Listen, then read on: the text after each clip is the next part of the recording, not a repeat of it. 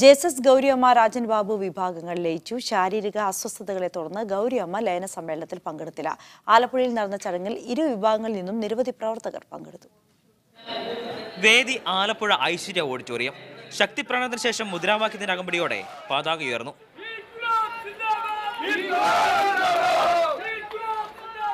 സമ്മേളനം ആരംഭിക്കുന്നതിന് മുമ്പ് വേദിയിലെ അംഗങ്ങളെ ചൊല്ലി നേരിയ അസ്വാരസ്യം.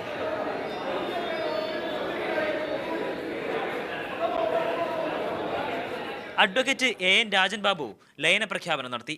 ഒരേ രാഷ്ട്രീയ പ്രായമുള്ള പാർട്ടികൾ ഇരു ധ്രുവങ്ങളിലല്ല, ഒരേ ചേരിയിൽ നിൽക്കണം. സമാന ചിന്താഗതിക്കാർ ഒന്നിച്ചു നിൽക്കണം. ഇന്നും ഈ മൂല്യങ്ങൾ കാത്തു സൂക്ഷിക്കുന്നവരാണ്. ആ തിരിച്ചറിവിലാണ് ഈ ലയന സമ്മേളനം. 5 വർഷം നീണ്ട പിളർപ്പ് കാലത്തിന് ശേഷം പാർട്ടി ലയിക്കുമ്പോൾ ഗൗരിയമ്മയുടെ അസാന്നിധ്യം ശ്രദ്ധേയമായി. 94 രൂപീകൃതമായ പാർട്ടി 20ാം വാർഷികത്തിലാണ് പിളർപ്പിലേക്ക് നീങ്ങിയത്. മീഡിയ 1 ആലപ്പുഴ.